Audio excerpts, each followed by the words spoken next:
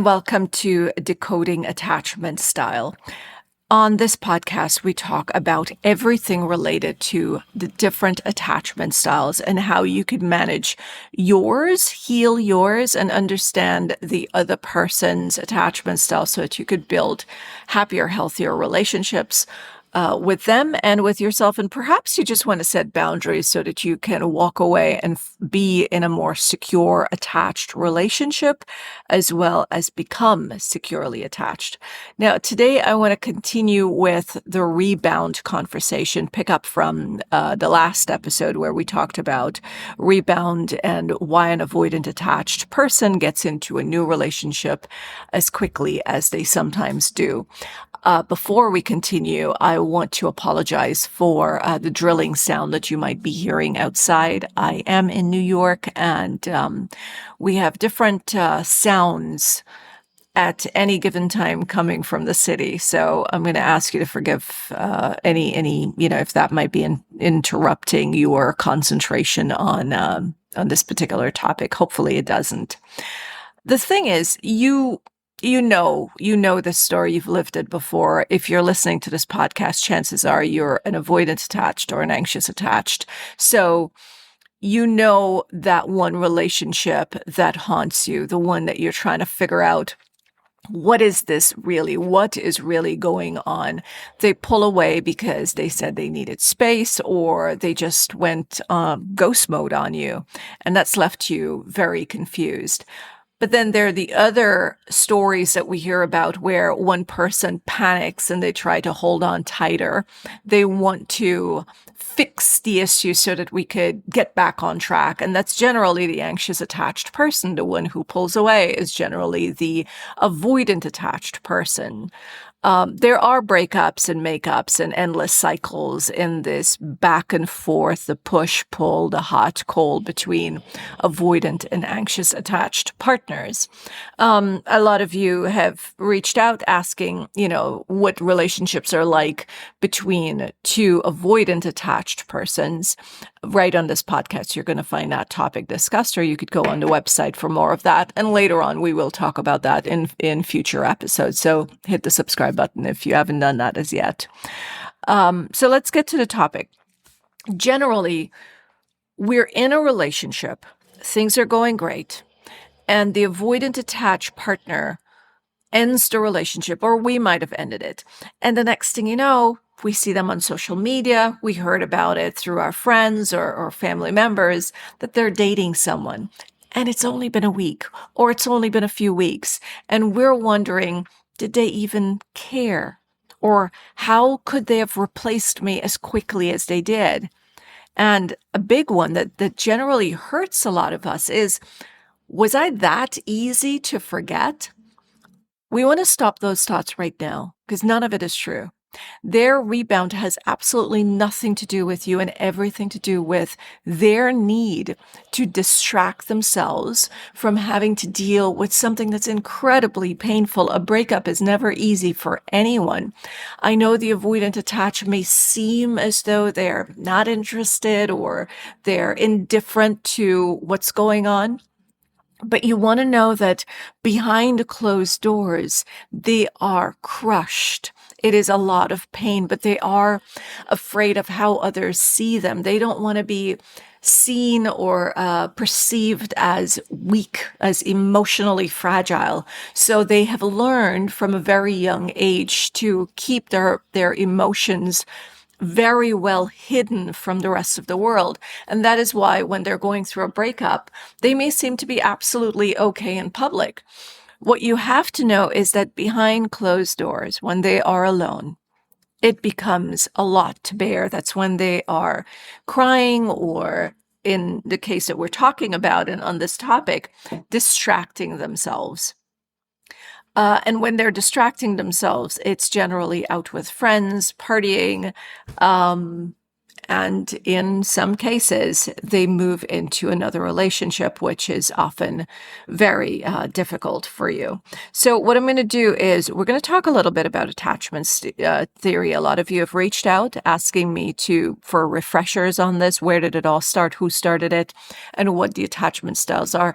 I am just going to do a very, very simple blueprint to it. So it's not going to be anything complicated. And we'll just run through this before we get to timelines of how the attachment style detaches, gets into a new relationship, and when they start to pull away and when they may be coming back to you and what you can probably do at that time. So we're going to go through the timeline of it.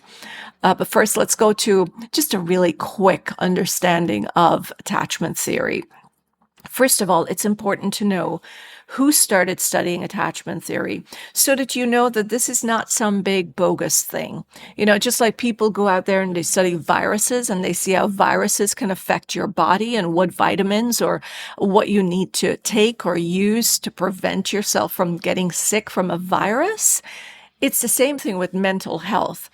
A lot of times I see people say things like, oh, narcissism is just a word that people are throwing out there, or attachment style is just these silly labels that we come up with and for personal gains or whatever it is. The thing is, understanding human beings, I believe, helps us to empathize with them and set boundaries. We can say, you know what, this person's got something going on with them and I really like this person, but I'm not equipped to deal with this right now. I'm going to have to walk away from it. And that is so much easier for our psyche to do than to demonize them, than to hate them, than to call them nasty names, right? So we have to decide, do we want to stay angry? Generally, angry people say, the most mean things about an ex, and that tells that they've not healed. But if you're able to empathize, you're getting your healing work done right there. When you're able to empathize and you say, you know what? This person has an illness. Let's use COVID, for example. This person's got COVID. I really want to be there for that person, but I know if I am in their company, I'm putting myself at risk. So I'm going to step away right now, and I'm going to wait and see when they heal, and then I'll come back in, and I'll be as supportive as I possibly can from a distance. Right? It's the same thing with attachment style. Sometimes we're unable to be with that person, and we could recognize that being with them is just going to bring us down, and we're just not ready to give that much of ourselves. Now, there are relationships with avoidant attached and anxious attached where they both want to do some healing work on themselves, understand the other person so that they could build a relationship, and that is okay. This podcast and my work is not to tell you what to do. You get to make that decision. I'm just giving you information and sharing some of my experiences so that perhaps you can see that you do have control in how you choose to live your life and with whom you choose to live it with. If you choose to stay with a partner or leave that partner, that is entirely up to you. I'm just here to share some information. So, why it's important to know who started researching and how many people have researched this is so that we know that these people might be on to something. They saw something, they picked up on patterns, they decided, let's run with it. So John Bowlby, he was a British psychologist, and he's the one who started studying attachment theory. And that was attachment theory was then expanded by Mary Ainsworth. You could do research on that if you'd like. Now, what attachment theory does is it explains how our very early relationships with our caregivers shaped how we connect with people in our adult lives. So how we connected in our childhood is how we're going to connect with people now as adults. The way we bonded, or we might have failed to bond with our caregivers, which would be like our parents or grandparents, aunties, nannies, that's going to create an unconscious roadmap of how we are going to give love and how we're going to receive love. We're pretty much mirroring what we saw love, or what we thought love was going to look like. So, for example, if you were sick and a parent made you soup, now as an adult, you automatically think that when someone's sick, you make them soup. Or if you were sick and nobody was there to take care of you, and you learned how to take care of yourself, you grew up, and now when someone's sick, you just assume that everybody takes care of themselves because it's what you've learned to do. That is the avoidant attached. That is why they're independent. That is why they value their independence, because they've learned how to take care of themselves, and they've learned that people cannot be dependable. Now, I'm just going to veer off from the topic for just a minute here. It doesn't mean that an avoidant attached or an anxious attached cannot learn to depend on someone else or to trust someone else, but it takes a long, long time. I've seen cases where it's taken 2 years or 4 years or 30 years, right? It depends on how the person perceives their experiences in their childhood and how difficult it is for them to trust. But consistency, just as an anxious attached person needs an avoidant attached person to be consistent in, showing up and making plans and carrying through with those plans and setting goals and accomplishing those goals, seeing the consistency, that's exactly what the avoidant attached needs as well. So in these relationships, patience is incredibly important. And especially if you are going through a breakup and your partner is in a rebound relationship, or your ex is in a rebound relationship, and you're hoping that maybe you can get back together in the future, patience is still the key to this. Do you have to sit around and wait for them? I don't think you should, but that again is entirely up to you. You have to know your worth and value, and you also have to know the connection that you've had with this other person. Sometimes we just go through stuff and, there's a break in the relationship, and it's necessary for that break in the relationship so that you could come back and be stronger together. But again, I don't know your story. You are the only one who knows your story, and you have to make this decision for yourself. I know a lot of times we're looking for someone to help guide us into that decision. No human being can. This is your life. You have to make that decision. So based on how we receive love, we are going to believe that that's how we should give love.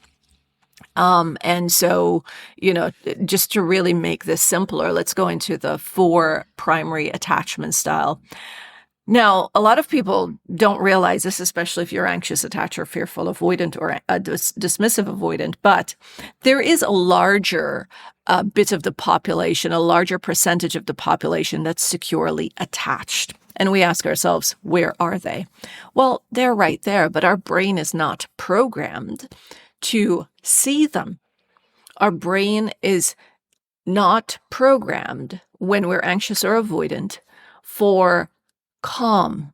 It is not programmed to have discussions where we understand. It is programmed to seek validation, which means we see something that we don't like and we start an argument because we need to prove a point. We need to prove that we're smart. We need to feel seen. We need to feel heard. And that is generally the anxious attached. So you might have heard us being described as flying off the hook. So you hear something you don't like, you get the trigger, and then you just go with it because there is this need to feel seen, valued, understood. And the more we feel as though we're not getting that, those emotions get heightened, and everything just escalates. And it becomes a nasty mess. So we are wired to seek this validation from people that we don't get it from because we want those people to see us. And we're wired for that kind of chaos and drama. For the avoidant attached, you want to be quiet because you feel like you've never been understood. So what's the point talking in the first place? But that creates a different kind of chaos. Being misunderstood of why you're quiet, why you're reserved, why you'd rather be alone.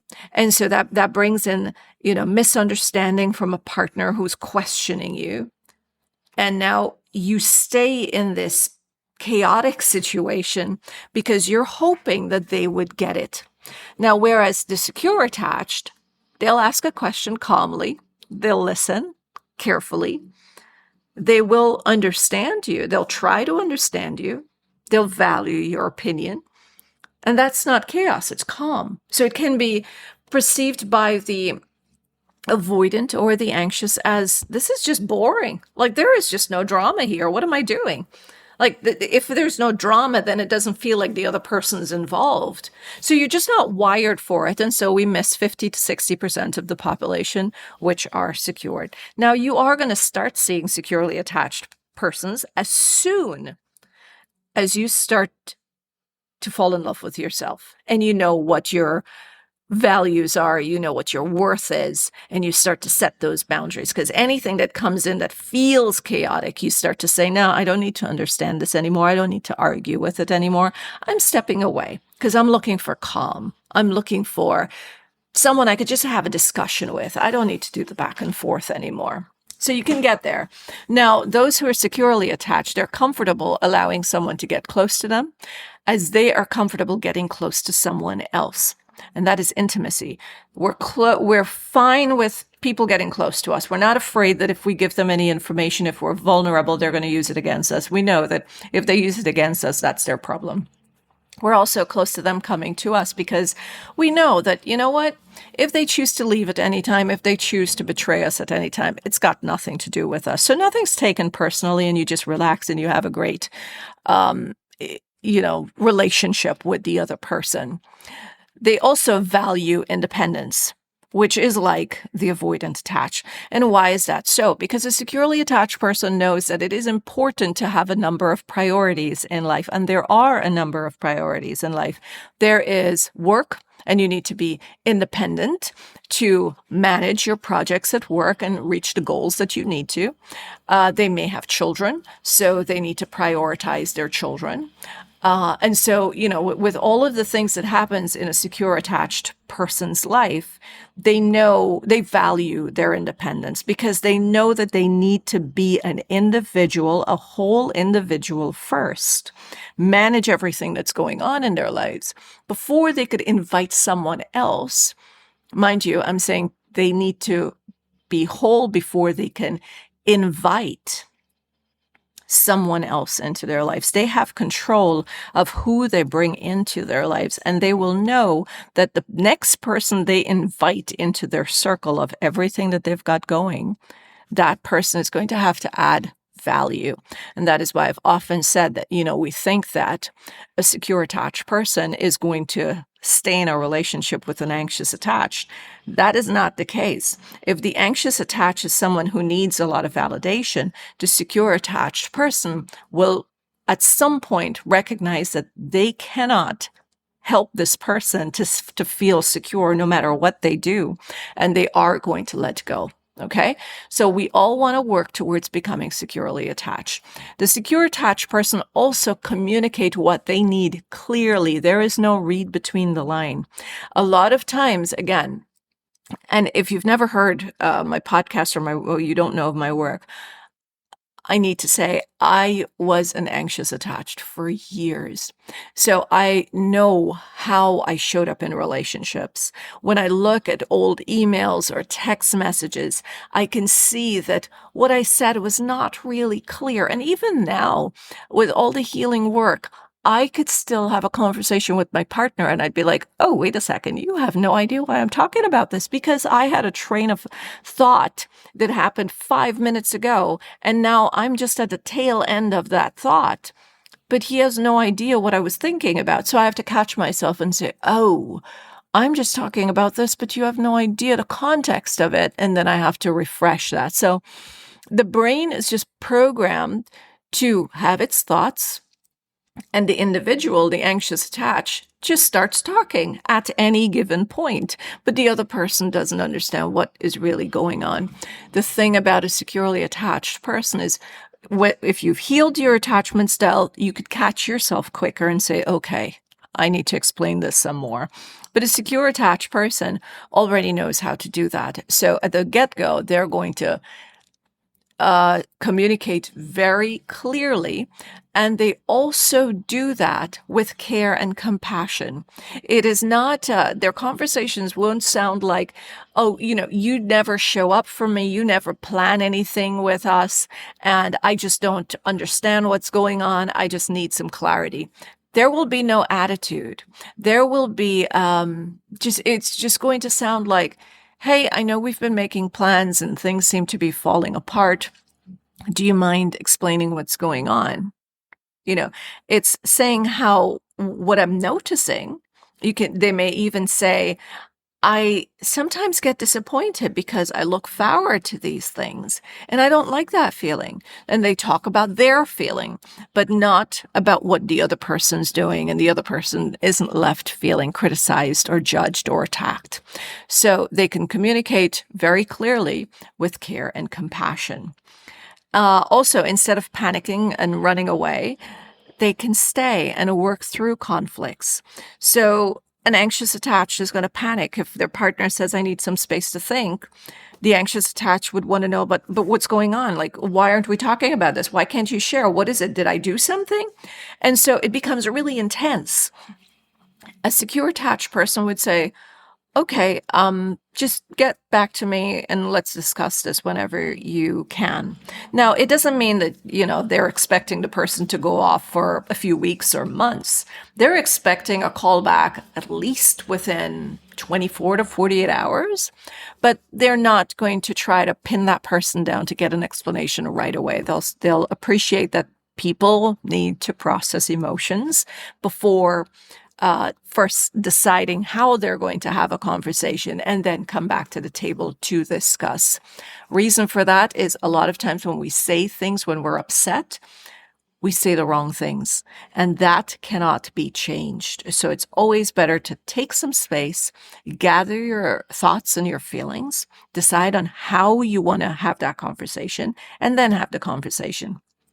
They also don't run away, which is something the avoidant attached person will do. They get overwhelmed with these feelings and they run. And oftentimes, depending on where they are on their emotional awareness level or how attuned they are to their own needs and how they can communicate that, they may just shut down without saying, I need some time and space. Now, the anxious attached, these are just estimations, right? There is a book called Attached. There were some estimations done there, but that book was written a long time ago. I don't know if there's been a recent study or research done where the numbers have changed, but we're just going on an estimate of what the numbers are. So anxious attached is estimated to be around 20-25% thereabout. They crave closeness, but they are very scared of abandonment. They overanalyze everything about the relationship, and generally they think that any breakdown in the relationship, or even if the other person is just happy, that it's got something to do with them. In other words, they kind of take everything personally.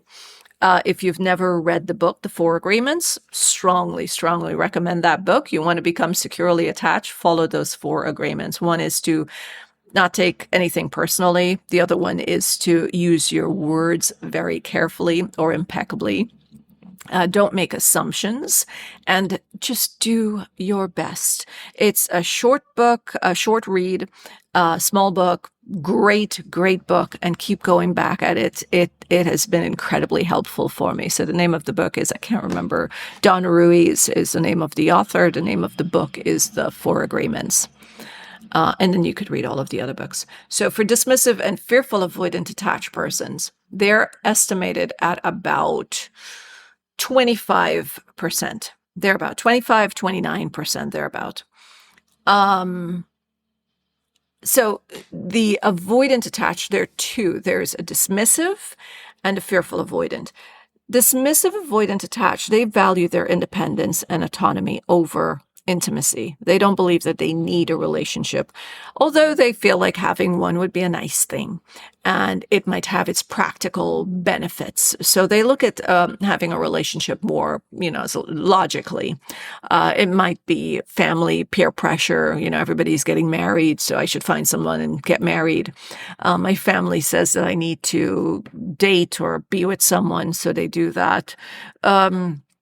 Financially, it might work out for the best thing, but it's not a need. It's not I need love or I need to feel loved. These are people who are super independent and generally very sure of themselves. Okay. No, not narcissism. It's not narcissism. It's that most of the times these people are highly accomplished, and having someone to disrupt their lives is just not something that they want to entertain. They know that conflict is not a thing for them. And they know that conflicts come in emotional closeness with, other human beings. So that, they would just prefer their independence and autonomy over intimacy. They are going to withdraw or shut down when their relationship starts to feel too close, or if there's a sign of conflict. You'll find, I think stonewalling is the word that is used. I'm not really big on labels. If I use a label, it's really because the majority of people are using it and they're in alignment with it, or they understand or appreciate what it is, so I'd use it. Stonewalling. So let me break down what a dismissive avoidant attached person will generally do. If they are faced with conflicts, and you ask a question, they may more than likely just not respond. They may just really just shut down, not respond, get up and walk out of the room. And that's just, it's a brain function. It's not a deliberate action. They're not sitting there and saying, okay, I don't like this, I'm just going to get up and walk away rudely. It is just something happens in the brain, a switch goes off, and the body starts to move. And more than likely, before they realize, they think, oh my gosh, what did I just do? And then it just goes to, whatever, they'll get over it. I don't need to sort this out. And they just get on with life. A fearful avoidant is someone who wants a relationship. They want a nice, happy connection. They're romantics. But they're afraid at the same time that that person is going to come into their lives and tell them what to do, when to do, or get upset when they don't do what that person wants. So they're a mix of the dismissive avoidant and the anxious. They have both traits. They want closeness, but they don't want to lose themselves in a relationship. They still want to be an individual. The similarity with them and a secure attached person is that the secure attached person knows how to communicate that. A secure attached person will say, hey, I really want you in my life. I really like you. I want you to be a part of my life and a part of my journey. But I don't want to be controlled, and I won't be controlled. If I have to go to work and I'm saying to you that I'm going to be in a meeting for 4 hours, and you start accusing me that I'm lying, or you still call me and text me and you expect me to respond during that time, that's not going to work for me. So a secure attached person is just going to be very clear about their boundaries. And they're not going to say, you. They're going to say, it's not going to work for me, which is, you can keep doing it. I just won't tolerate it. So that's the difference between the similarity between the fearful avoidant and the secure attached. They both want the same thing. They just go about getting it differently. Okay. All right. So what we're going to be focusing on right now is how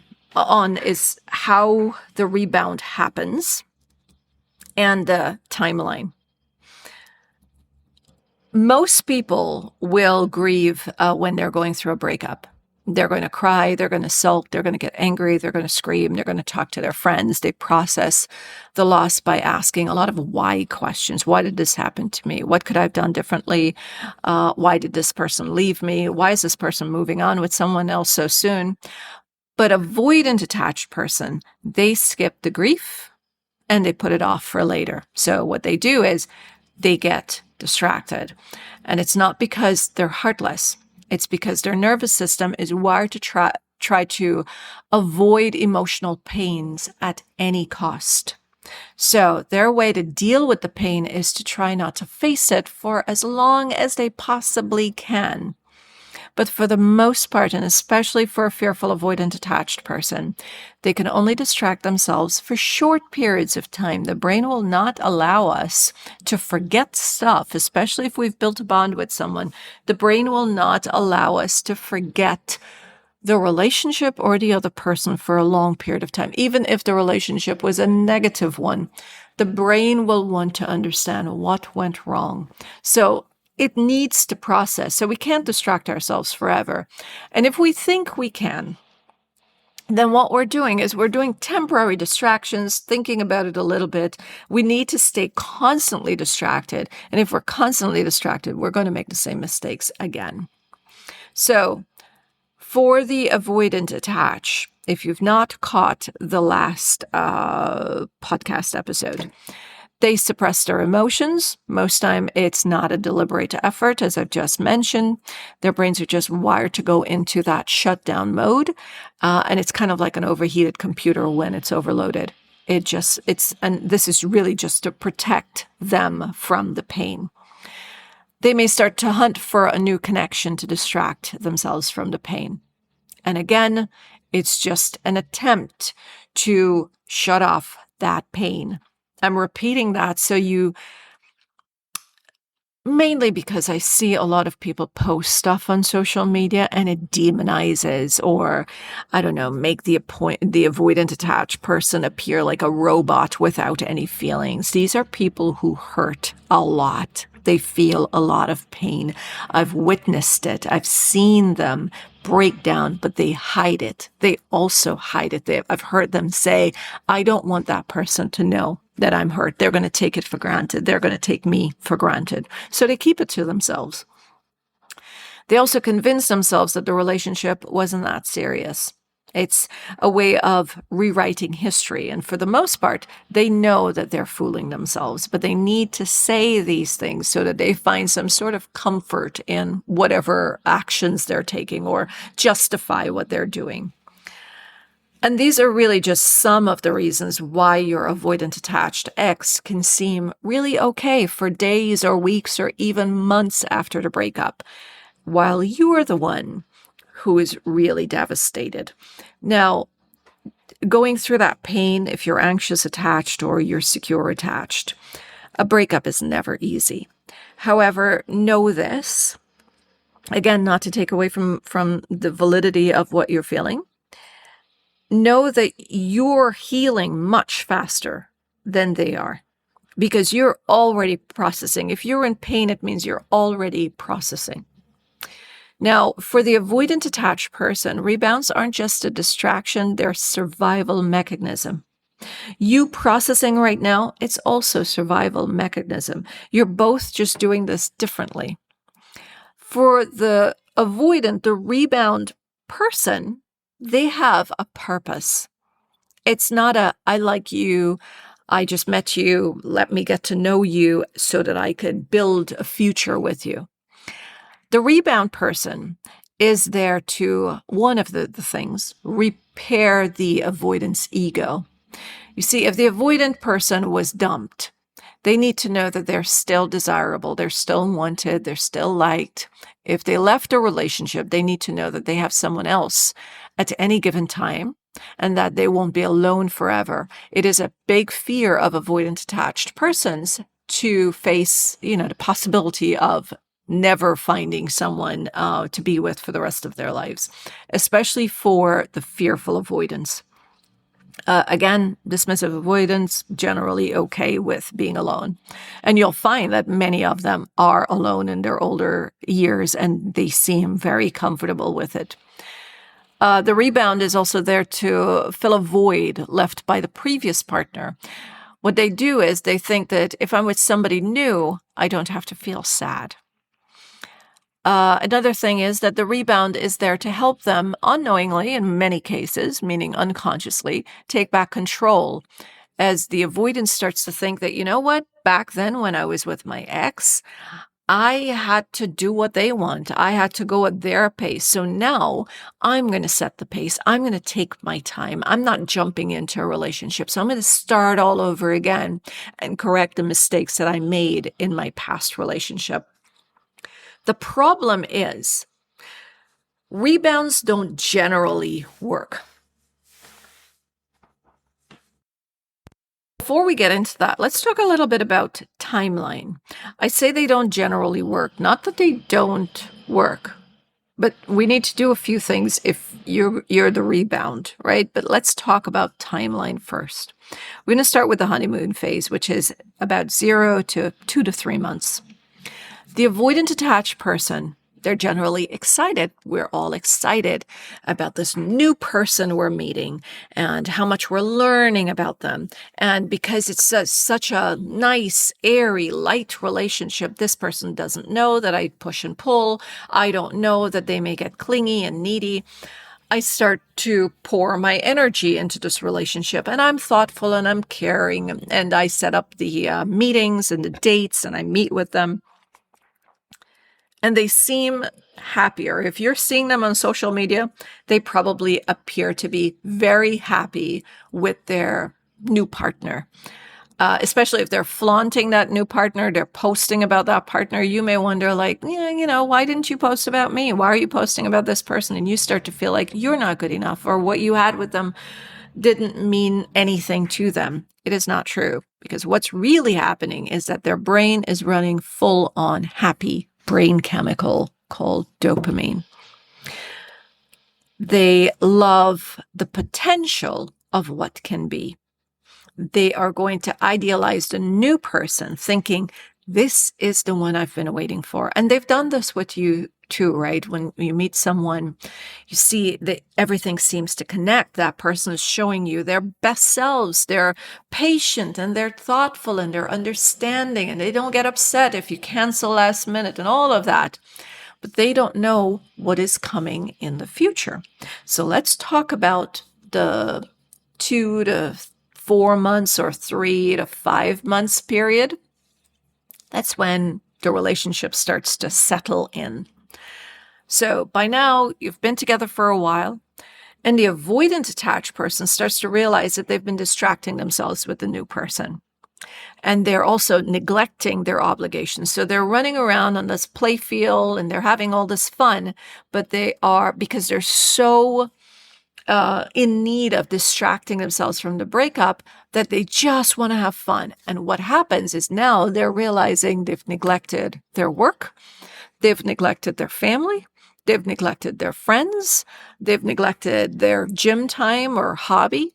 And so what they do is they start to pull away and think, oh, I need to get back to these other things. But what they're not going to do is communicate that to the person they're now dating.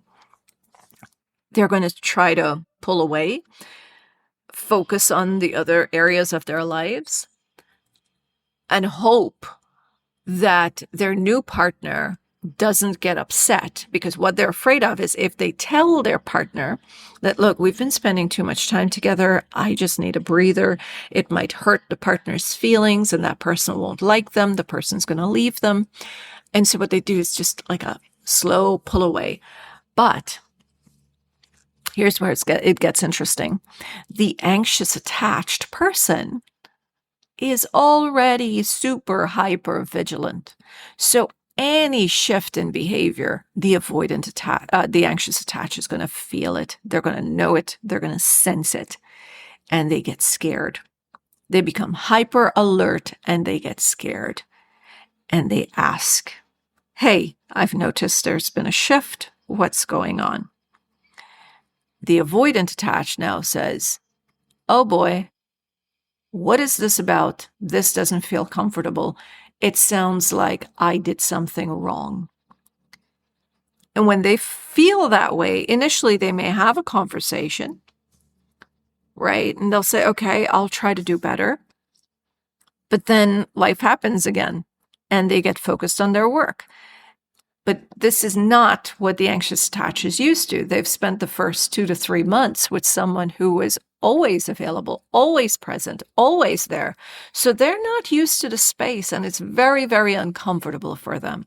And so they start to repair, start to try to fix, start to try to understand so that they could get back to the first few months of being with this person.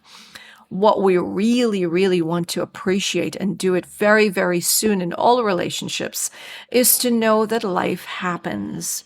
We have to be ready to change. We can't be cuddling each other all the time or always on the phone. We need mental focus for other stuff. And we cannot be mentally focused. I know a lot of anxious attached will say, oh, but I could be in a meeting and I could send my partner a text message. Okay. Sure, you can. But I'll tell you something, as an anxious attached person, when I used to do that, I could never move successfully. I would be writing a script and I would take days to do it. And now, as a secure attached person, it will take me about 20 minutes to 45 minutes if I'm putting all of my focus there, which is what I do now, and I get the article done. Or if I'm getting this podcast done. In the past, if my partner reached out or my kids reached out, I would put it on pause and attend to them and then come back. And I'd probably have to wait until tomorrow because something else is going to come up. But when your focus is there, when you are on focusing on the thing that is a priority in the moment, you will see that all the areas of your life will grow. So when the avoidant attached person starts to see that their anxious attached person is coming in and they need that validation, and right now the avoidant attached is probably at work and needs to focus on that big meeting, they start to weigh which one is the stressful one here. What's becoming stressful now? Yes, it used to be fun, but right now it's not fun. So I'm going to choose to let go of the thing that I could live with. And that this is how relationships generally start to end, because a person is assessing what is going to cause me more harm and which one is easier to give up on. Can I find another job easily? No. Can I find new kids easily? No. Can I find new friends easily and build that kind of bond that I've built with someone for, 5 years, 10 years? No. Can I find another partner if I've just known you for 3 or 4 months or a year? Well, generally, it boils down to, yeah, if this is a stressful thing, yeah. As human beings, that's what we do. We don't want to be with the stressful thing. I know the anxious attached would prefer to stay and work things out and work things out and work things out. But the fact that you're listening to this podcast and you're trying to understand is you're not comfortable. You're not comfortable. And perhaps you do want to leave, but you're looking for the strength to do it. But admit that it is the discomfort that you don't want. Human beings don't like to be uncomfortable. We're built to protect ourselves and be safe so that we could live and thrive. So, that's just the gist of what really happens in these relationships. It's just we all react differently or act differently. The secure attached person in cases like these would also question this shift in behavior. They're going to question the change because they're also noticing that the avoidant attached is pulling back. But either way, the avoidant attached person sees something to be alarmed about. The secure attached person is going to question it. They're going to say, hey, I've noticed that you've pulled back, just checking in to make sure everything's still okay. If you want to talk about anything, I'm open to have that conversation. It's calm. But the avoidant attached, again, depending on where they are in their healing and awareness journey, they see that something's not as calm and easy as it used to be. And they start to pull back and reassess everything. They're now more than likely going to compare the new person with you. Unfairly, of course, because you're both very different individuals. So why isn't a rebound enough anymore? See, when they don't process their emotions after the breakup, a rebound is just a temporary distraction from the unresolved guilt from your relationship and the grief and the regrets and all of these fun emotions that we need to really sit with at the end of a relationship and work through. So the grief that they should have felt, dealt through, is now going to leak into the new relationship. Now let's talk about the 3 to 6 months of being with the rebound. Most avoidant rebounds are going to end in one of these 3 ways. They ghost and disappear without an explanation. And that is generally when the anxious attached is demanding reassurance. When it becomes too heavy, too much, text messages all the time, calls all the time. If the person says, I need some space, we're still calling, and then we're getting angry and nasty and mean. And so that's when they will just get off. They ghost, they disappear, they block, they do all the fun stuff. Or they may blame you for being too needy, even if they were the ones pursuing at first. And what you have to, again, understand is why they were pursuing you that way in the beginning. They don't know you. You don't know them.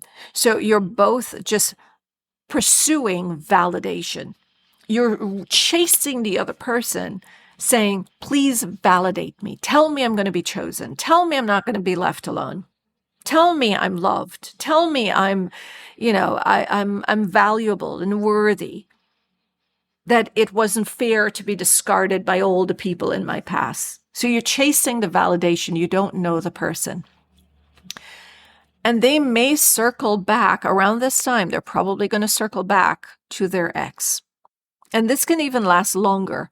They may be able to stay away from the ex for a period of time. But when they get to a point of lots of trouble in the relationship with the rebound, they may circle back to the ex.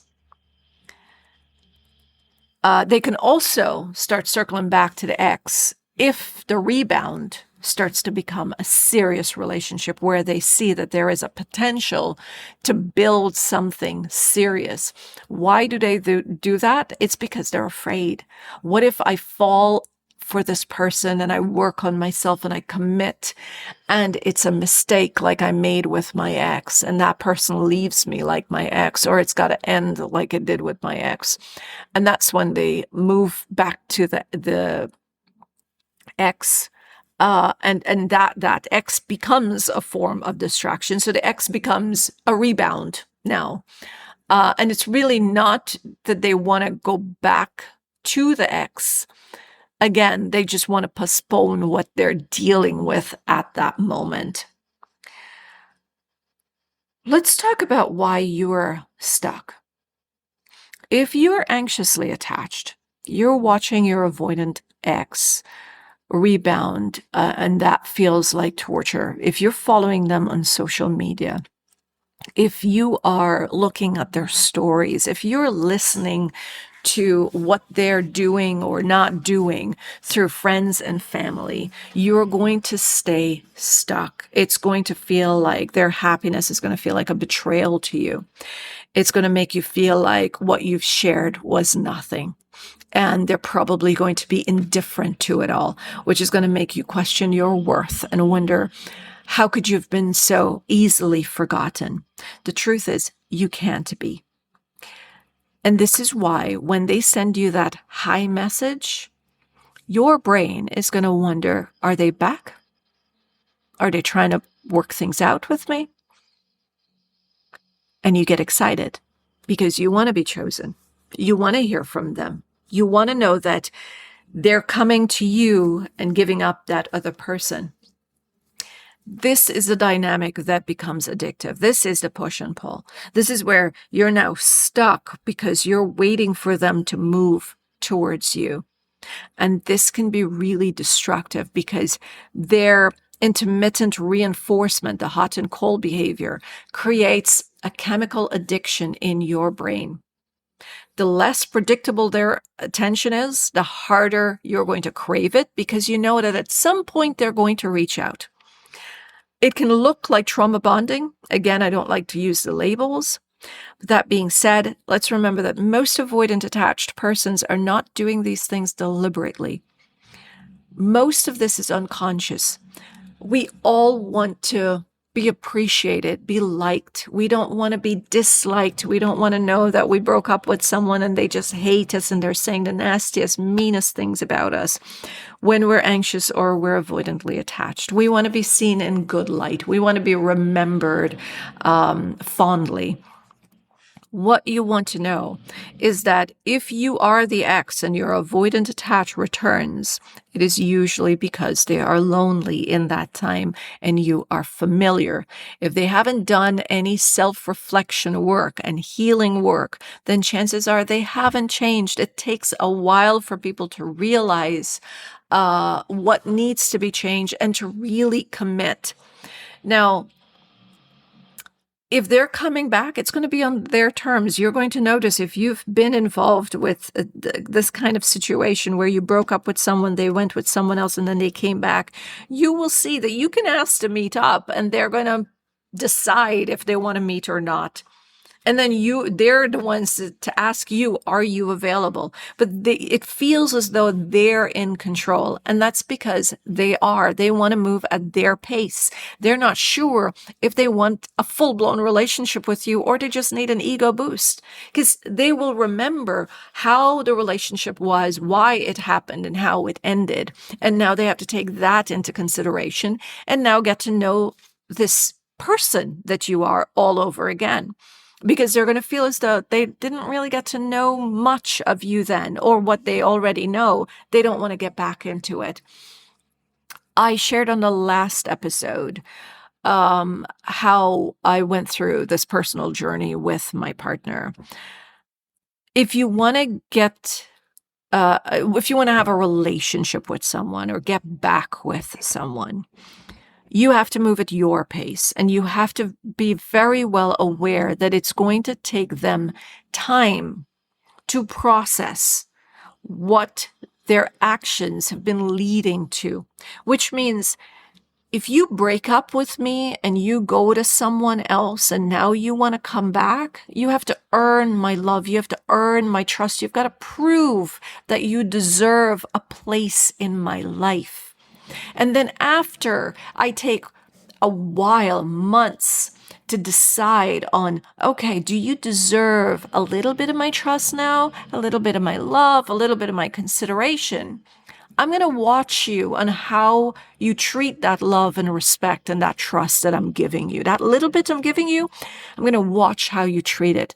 And if you disrespect me, it is mine to take back. And when you're able to get to that place, when you're able to get to that place without being afraid that, you know what, if I speak up, they're going to leave, then you know you're securely attached, because you know that you're not afraid of standing up for yourself, even if it means that you have to lose someone in the process.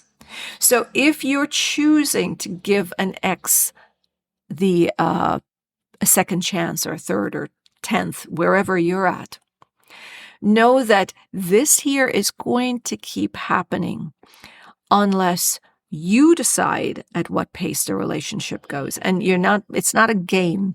It is, you need to know that your love is precious, your respect is precious, your trust is precious, and they are all earned. They're not just handed freely. And what I have seen and what I've learned and what I know, an avoidant attached person respects you when you could stand up for yourself. They do not respect us when we're chasing them, when we're running after them, when we're always easily available for them, when we're always showering them with how wonderful they are and we love taking up space with them. That is not when they respect us. They see us as desperate and they see themselves as the prize. And why wouldn't they? If we're the ones like, oh, I just love sharing space with you, then yeah, but if you could say, you know what, if you could just believe and say, you know what, you're so lucky, you get to spend time with me, you're showing them that you know your value, you know what you bring, and you know that anyone would be happy to be in your company. And that's when they respect you. That's when they want to share space with you. This is Decoding Attachment Style. Don't forget to hit the subscribe button, and you'll get new episodes as soon as they're released. For more on attachment styles, follow me across social media. Topics are just about the same, but the way it's delivered, it's very different. So it's on LinkedIn. We're talking about attachment styles in the workplace on LinkedIn. Facebook, we're talking more about violence and attachment styles. The group on Facebook is called Decoding Attachment Style as well. Here we talk everything about attachment styles. And on Instagram, you'll find dialogue stories that I've been putting together, which helps you to relate, but also models conversations that you can have. Until next time, I will see you. My name is Annalisa Bahadur.